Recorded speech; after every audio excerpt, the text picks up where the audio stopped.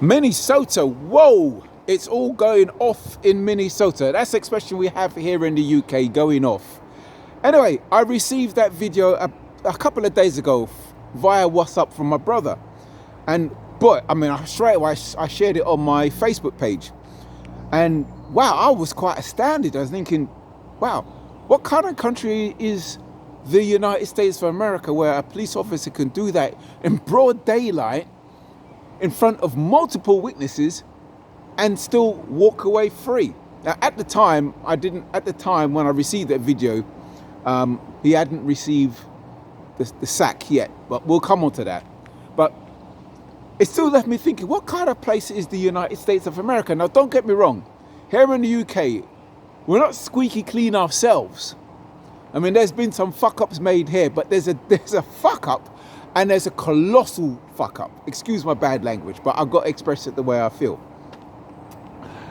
Now, okay, if I were to lean towards giving the police over here a bit of justification, which I'm not, I'm acknowledging they totally screwed up. I'm going to try to use the F word a bit less.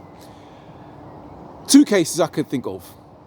One is totally clear, the other one is a bit grey. So the totally clear, John Charles de Menemes. He's Brazilian, so I may struggle to say his surname. John Charles de Menemes.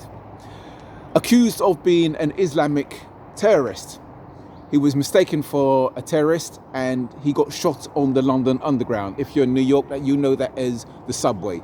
Got shot on the London Underground. Now, the risk factor there is, if I had to give a bit of justification, there's a possibility we're looking at a man with a suicide vest and a possibility of blowing up loads of people on the tube or the subway, as you would say. But this is where it stinks to high heaven. On that day, surprise, surprise, none of the CCTV cameras was working in that tube station or subway station, as you say. None of the cameras was working. So that's conspiracy theory or no conspiracy theory. It stinks to high heaven, and it is what it is. And they fucked up. They messed up. They shot the wrong person, and there you go, right? The second one, where it's a bit grey now, Mark Duggan. Now he, a riot was caused because the police shot him dead. The accusations is he was an arms dealer. There's possibly possibility of firearms involved. Now, where that's grey, there was no video footage. We only got the police account of that, so it's a bit grey, right? But in the case of George Floyd, as I've stated before, filmed broad daylight in front of multiple witnesses. And what was the threat level? A forged check in a grocery store? Really? Compare that threat to a potential suicide bomber, or compare that threat to a possible arms dealer. You know, I mean, give me the choice of a caller. I know which one I'd rather choose. Anyway, so let's come back to the situation at hand. I'll be very interested to hear the defense lawyer in the case of the policeman. I mean, I'd even go so far as to invite the most hardened white supremacist racists on this channel to give me a justification in the policeman having his knee on the guy's neck in terms of a threat level. I'd love to hear the justification for that, because, right, I'm 5'9" tall.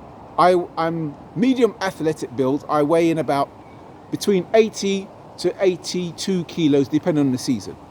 Now, if you take a big burly bodybuilder, right, and let's say I'm a police officer. Let's say we use the TV program, World's Strongest Man. You take one of the contestants. You know, they pull friggin' trains, they pull trucks, they lift them big concrete balls up, right? You know that them guys are big, twice, 3 times the size of me. Now, if I'm a policeman, I had one of those bodybuilders in handcuffs, face down on the floor. I'm telling you now, I am more of a threat to that bodybuilder than that bodybuilder is to me. And this is without me even any part of my body being on him. I could be just standing there looking down at him And I'm more of a threat than he is. Because if I say to him, stay on the ground, and he decides, even with his handcuffs, and he decides to get up, by the time he gets onto one knee, I've got a choice. I could take up my police baton, whack him a couple of times in the head.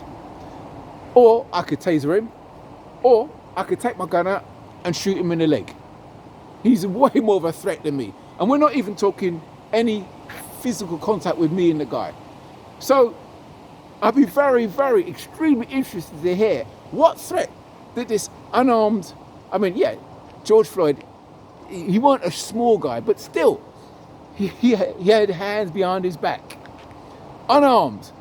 And the police officer had his knee on his neck.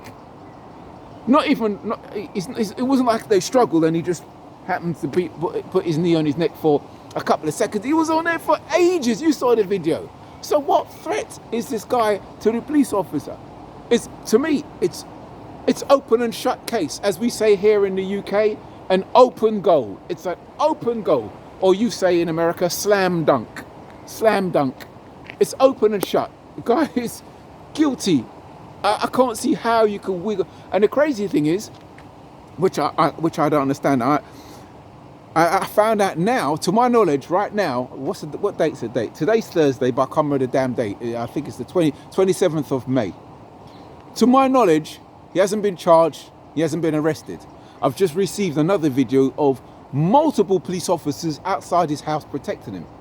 Now, considering the mess ups has made here in the UK, I'm quite sure if that video footage happened here in the UK, I think the guy's going to be in a police cell.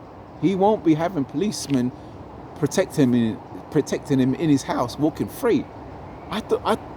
For all the faults the UK have, I don't think we're that bad. I really don't think we're that bad. But still, anyway, like I said, I've invited a white supremacist to respond to this video and give me the justifications of the police officer's knee on George Floyd's neck in terms of what would be the justification behind that. I'll be in, or a defense lawyer. I'd love to hear I would like to see the response to that. Anyway, folks, well, like I say, my condolences goes out to his family, and it's insane. It's crazy insane. I don't know what kind of laws you guys got over there in America, but from here, from where we're sitting, don't get me wrong, I visit America loads of times and I will visit again when all this lockdown thing is over, because I've got grandchildren over there. But boy, your country's got some serious shit going on, man. But like I said, he without sin cast the first stone, and we don't have us over here in the UK, we're definitely not without sin. So I'm not going to be casting stones too much in a hurry over at my American cousins over there. Okay, thank you very much. Okay, well, we're having a beautiful day here in London, so I bid you well. Okay, thank you very much. Okay, bye. I'm going to switch my phone off now.